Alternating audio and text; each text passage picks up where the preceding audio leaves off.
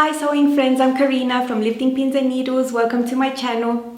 As promised, today is the second hack I have sewn up of the Melrose top by Itch to Stitch. So you've seen my original versions. If you haven't seen that first vlog, please go and look over there. I'll pop a card up here, link down below where I made the normal views without any modifications. Now a few days ago you would have seen this version here. With a little tie detail. Now if you haven't seen that, go and look at it. Could be fun for you to see. And today I have another one. So you know I like to dive into Pinterest. I get lost in there. I pin a bunch of stuff, and actually sometimes I'm so inspired I just want to recreate like now. I'm just gonna let you hop into the up close and so personal segment that I introduced. It's basically letting you see all that I do, what's in my head, in my personal sewing space, and with some really up close sewing footage. So let's hop into the hack. I have my full front piece, the one I've been using the whole time because I've been cutting in single layer, so I've got it all extended there.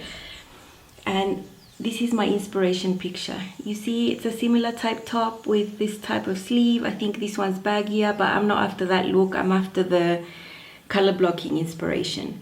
So I'm going to be using scraps for mine. And if you keep that picture in mind there, I have drawn a line from the neckline here diagonally all the way down to here, just like there. And so this is going to be an asymmetrical neckline, as you can see, and my neckline is going to start right there at that point there. So all the way down just like that. And then here at the bottom we have a little triangle. So I've just eyeballed continuing this line so that the triangle makes sense. I've made the same distance, you know, from here to here is 5.5 inches from the center. So I measured 5.5 inches to this side and drew the line to match that other line. So there is the triangle. And then over here we have this sort of different thing. So to create that asymmetric neck there, you see, from that point, I just straighten the line. And if I fold this to the back, that's how my neckline is going to be. So it's not going to be as low as this. I can always adjust and fix this later, just reshape that a little bit. But when I separate these pieces, you're going to know what I'm talking about, because there we go. There are my 3 pattern pieces. I need to add seam allowance when I cut, and that is what I've done to achieve this look. Now the other thing I've done, I'm going to put my pieces back together. Hey, you know, this is a PDF pattern. It doesn't take too many pages to print this again. I have basically massacred this pattern. I mean, this line here is from another hack, so just ignore that red line there. Okay, so I have my pieces together and I've drawn lines across those lines. That will be my sort of notches that I need to match up when I'm sewing. I don't cut notches into my fabric, so calling them notches really disturbs me. Let's call them reference points. I mark these with chalk or a pen or whatever, and then I match them onto my fabric. So I've got those across this diagonal line. Now these diagonal lines are cut on the bias, so I have to be super careful when I manipulate. Like when I cut these, I'm not even going to touch them, and I'm going to go and sew these immediately, very, very delicately, because I don't want this going all wonky, you know, all these bias cuts there. So yep, that is the hack for the front. For the back, I'm just going to do the normal back piece. Here you can see my 3 pieces for the front already cut out. You can see on these areas where I left the 3/8 of a seam allowance there. I never modify the pattern pieces, like I don't do that. I just add it onto the fabric. I just always remember the areas where I need to add it on, and it's just the places where I cut. Here are my 3 pieces. They are still facing right sides up. I just wanted to show you what I'm going to sew first. So I have attached the triangle to this bit there. I've just attached it with pins, matched up my little reference points, aka notches if you will. So I'm gonna do that, but before I do anything, I'm going to stay stitch this neckline, or this bit there, or that bit there. I don't want it to go out of shape, so I'm just gonna run a quick stitch there and a quick stitch up to there. And once I've done that, I'm gonna sew this little bit of the triangle, and then I can attach these two together, and then just keep constructing the garment as usual. Do the darts here on the side, the shoulder seams, the side seams, the bands, the cuffs on the sleeves, all that stuff. But this is what's going to be the visual interest in this top. I'm just going to show you that I have pieced all my cuts back together. You can see the reference points I made. I matched them up. I have sticky taped it all together, and this is a good reminder for me when I use this pattern again of the hacks that I've already done. And if I wanted to recreate that again, I could just follow the same lines, cut them apart, use it again, tape it back together. You know, this does have value for me. I'm showing you that V area of the asymmetric neck, and I have pinned up to that intersection there where I have my two different fabrics join and where you have that sort of V. So on the other side, I've pushed the seam allowance to the center of my body, and there is a certain area there I've marked with a pin. That is where I have to sew up to. So I'm just sewing this bias tape, you know, right sides together, guiding myself on the press mark there. And then I'm going to go into real time really soon because I've been rushing this clip. And here I actually do some hand wheeling, and I want to stitch right up to that point there where you see the pin. I basically take the pin off almost as I'm on it. You know, you've seen me do this before. So when I'm on the point, I take out the pin and I finish my stitch there. I don't back stitch. On the other side, you can see I've marked with yellow that little V area there, and now I'm going to clip it up to that stitch line that I did. My shears have lost the sharpness on the points, so now I can stretch this V part out and just keep sewing straight there. You can see that is the point there that I need to match with this new stitch that I'm going to do. So I'm going to carefully put my plate down, my presser foot, and push the needle down right on that point there. And then I continue sewing this bias binding onto the neckline as per usual.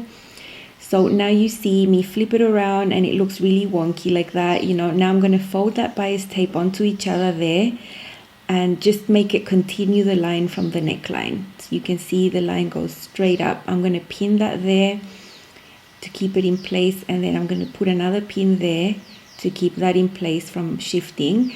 And you see some chalk marks where I've drawn a little triangle up there to the middle and then up there. So that is what I'm going to sew now. I'm basically hand wheeling this whole little triangle. When I get to the tip of that little triangle, I lift my foot presser and I, you know, pivot, go down again. This is very slow with hand wheeling, but I really want it to be accurate. And then you never see me back stitching. I always leave loose threads and then I hand knot them.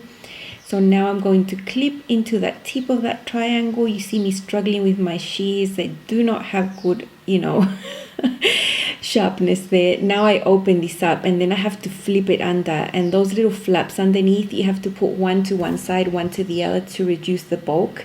It's quite fiddly. You just have to fiddle with all that bulk under there to get it as neat as you can.